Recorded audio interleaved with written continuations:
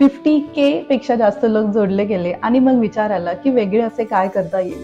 म्हणून माझा व्हायरल झालेला अक्षता जो की आता माझी ओळख बनला आहे तोच पण एका वेगळ्या पद्धतीने बनवून स्वामी चरणी अर्पण करावा असा विचार मनात आला. मग काय, आतापर्यंत बनवलेल्या हारांपैकी सर्वात मोठा हार बनवायला घेतला. माणूस आपल्या चुकांमधूनच शिकतो आणि मग सोबत राहते ती म्हणजे अनुभवाची शिदोरी. करोडोपेक्षा जास्त लोकांनी माझे व्हिडिओ बघितले.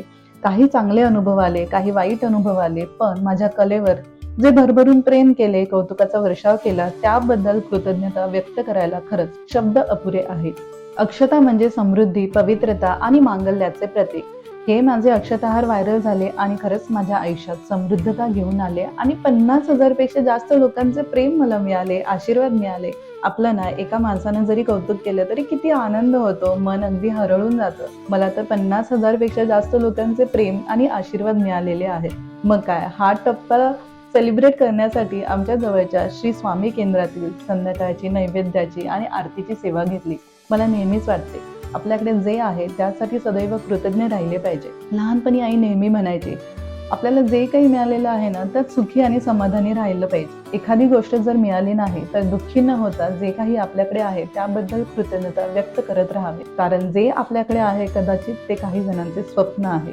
एवढेच फॉलोअर्स पाहिजेत, तेवढेच फॉलोअर्स पाहिजेत असं अट्टहास कधीच नव्हतं. मी फक्त मला जे आवडते ते करत गेले आणि तुम्हा सर्वांसोबत शेअर करत गेले. परंतु तुम्ही दिलेल्या प्रतिसादामुळे, तुमच्या कौतुकामुळे आणि तुम्ही दिलेल्या आशीर्वादामुळे हा टप्पा मी गाठू शकले.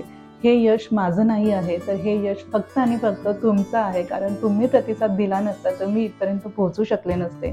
खरंच कृतज्ञता व्यक्त करण्यासाठी शब्द अगदीच अपुरे आहेत.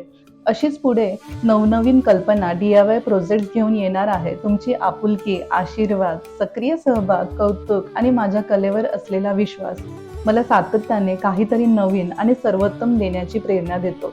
From the bottom of my heart, I am really grateful to all of you for being with me and inspiring me always.